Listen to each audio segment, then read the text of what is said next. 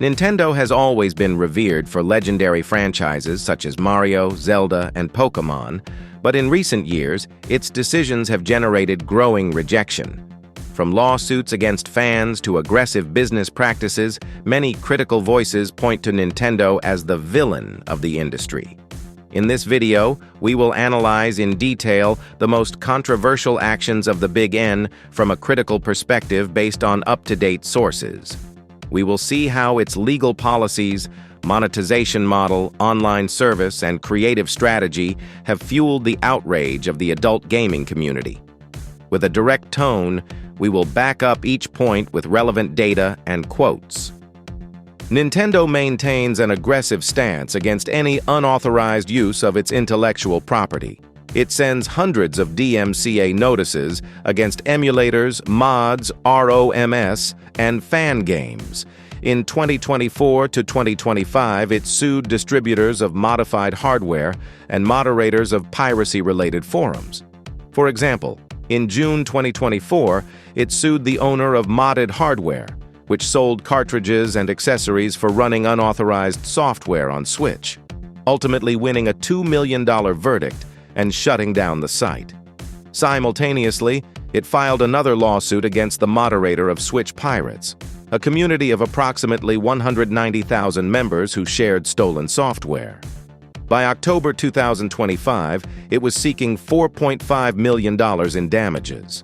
It even created internal mechanisms in its latest hardware, Switch 2, to detect and block pirated games or cartridge copies, demonstrating its willingness to pursue users at the most technical level.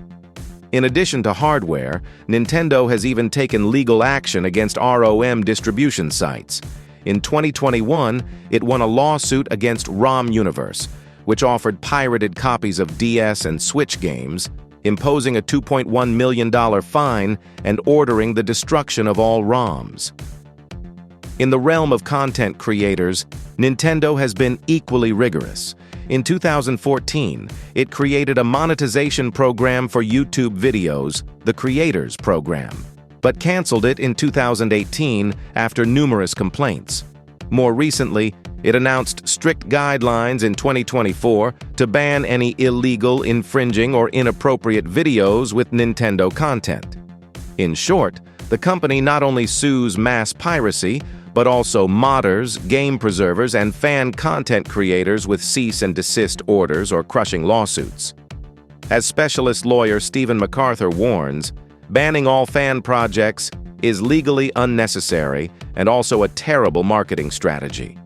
However, Nintendo persists in shutting down fan projects, from remakes such as AM2R or Pokémon Uranium to Zelda or Pokémon mods in Gary's Mod, without offering alternatives or dialogue.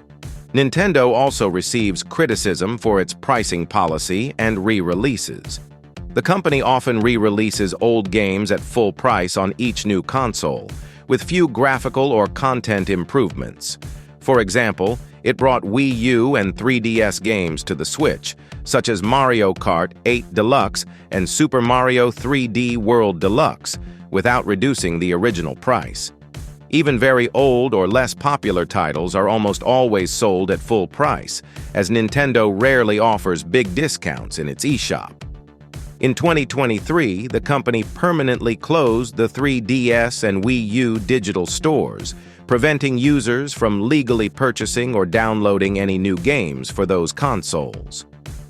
After a decade of service, as of March 27, 2023, purchases can no longer be made on those eShops. This decision forced players to take advantage of emergency offers and create backup copies of their games before the closure. For many, this measure symbolizes a lack of commitment to preservation. When a hardware's cycle ends, Nintendo does not guarantee future access or re-releases. It simply shuts down the server. In today's video game market, where competitors often hold seasonal sales or aggressive discounts, Nintendo stands out for maintaining high prices. Recent re-releases illustrate this point. When announcing the new editions of The Legend of Zelda, Breath of the Wild, and its sequel for Switch 2, Nintendo confirmed that they will be free only to those who already own the original games. In other words, it is not sold as a new product on its own. In contrast, other remakes are sold at full price. Fans have pointed to cases such as Link's Awakening, 2019, and Mario Kart 8 Deluxe, 2017. Re-releases with minimal changes, priced at $60, where comparable games on other systems would see substantial discounts over time. In short, Nintendo monetizes nostalgia. It releases remasters or definitive editions of its classics and bundles with the label of new release, without offering significant discounts. This fuels the complaint that the company prefers to extract money from its legacy rather than invest in real innovation. Unlike the audio-visual quality of its games, Nintendo's online service has been heavily criticized. Nintendo Switch Online, NSO, is much cheaper than PlayStation Plus or Xbox Live Gold, but it offers very basic and clunky features. Since its launch in 2018, it has been considered by many to be a joke compared to Sony and Microsoft services. As Tom's Guide sums it up, Nintendo Switch Online is a bad service, and it's getting worse. For example, cloud saving, allowing games to be rescued from any console, is blocked after the annual payment, and in popular titles such as Splatoon 2 or Animal Crossing, New Horizons, it doesn't even work. Nintendo forces users to use an external mobile app for voice chat instead of integrating it into the console, which critics call disastrous and obsolete. In addition, it does not allow users to send messages between friends or organize communities within the system, features that PSN and Xbox Live do offer. In short, for about $20 to $35 per year, NSO price, players get only the bare minimum: online gaming, limited collections of retro games, and a few offers.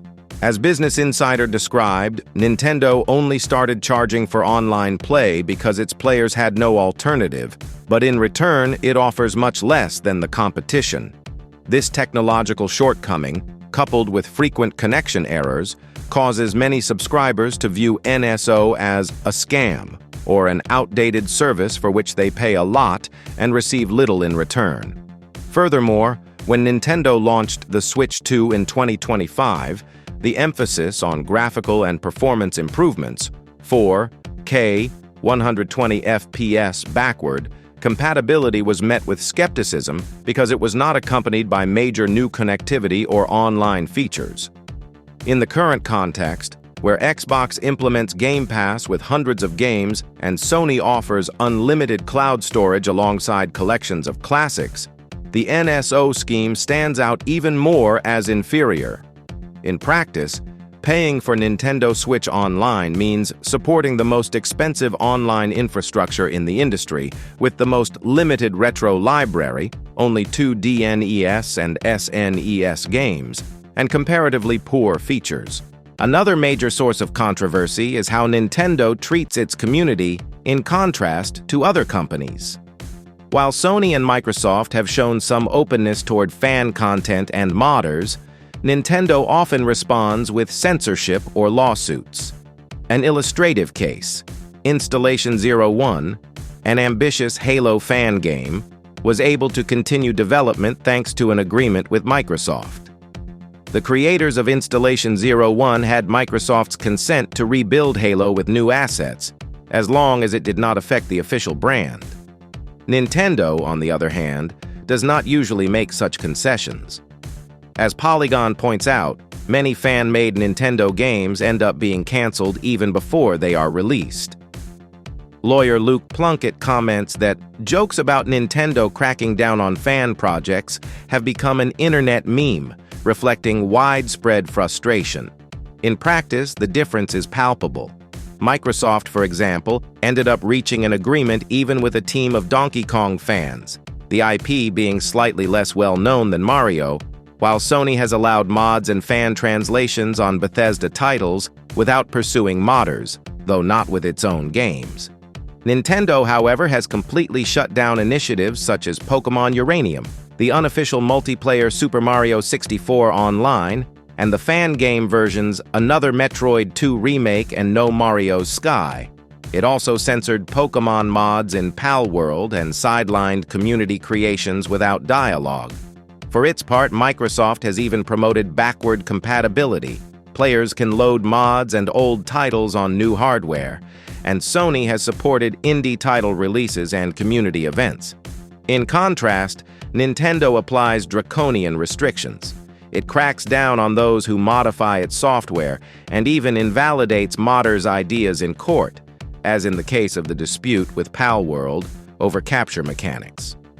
The result is that the average gamer feels that Sony/Microsoft at least show goodwill toward the community, while Nintendo legally persecutes anyone who does not follow its strict rules.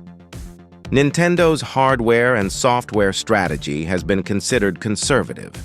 Instead of taking risks with radical ideas, such as its own virtual reality or disruptive technological ventures, Nintendo tends to gradually update its catalog. The Switch 2 is basically a Switch with more graphics power and a better screen.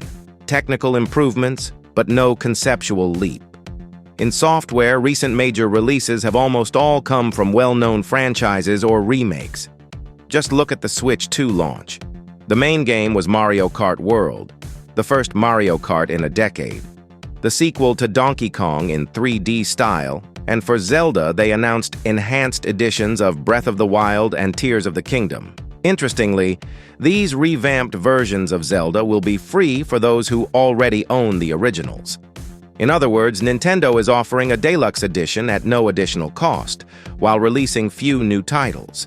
Even Metroid Prime 4 was announced with 4K and 120 FPS features, highlighting the technical improvement but maintaining the same classic gameplay. At the same time, Nintendo is keeping alive a cycle of remakes that some consider excessive. Examples: Super Mario 3D World, 2013 game, was re-released with little more than portable controls. Metroid Prime, 2002, only got a remake after 20 years, criticized for minor additions.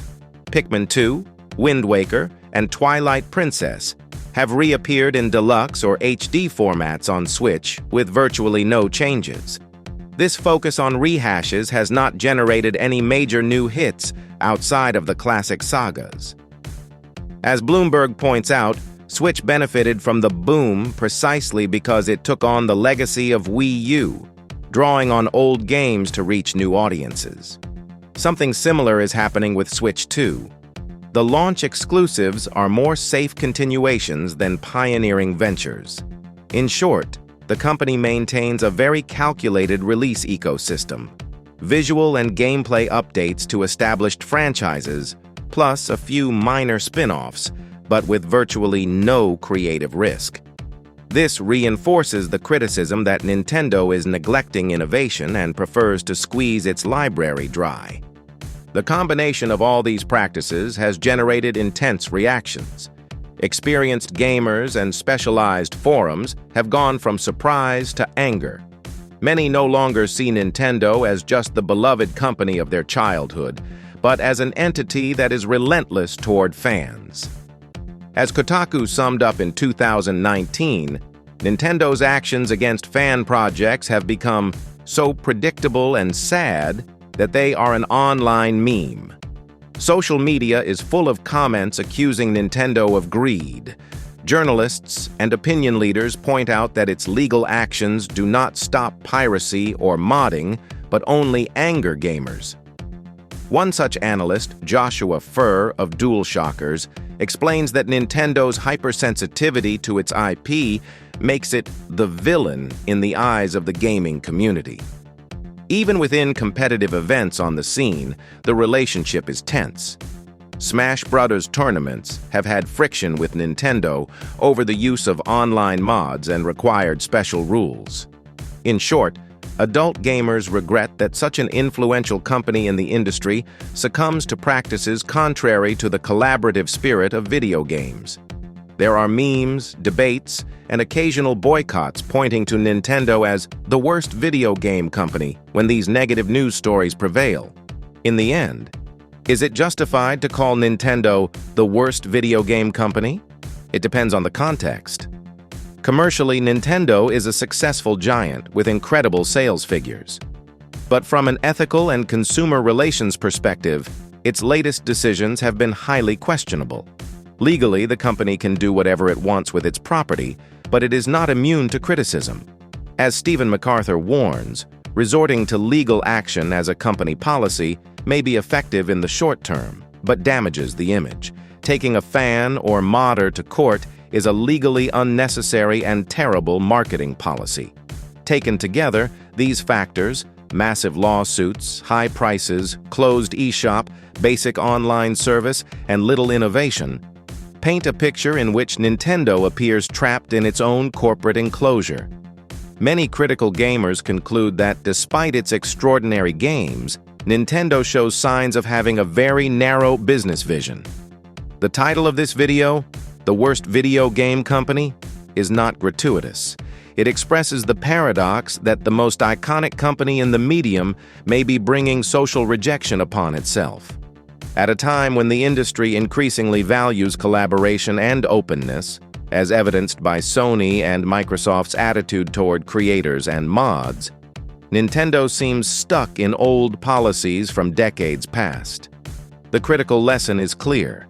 A company the size of Nintendo can ruin accumulated goodwill with controversial corporate decisions. The debate is on. Will Nintendo risk its reputation and fan-friendly philosophy in exchange for protecting every penny of profit? Judging by recent reactions, its adult fans are no longer willing to forgive it so easily.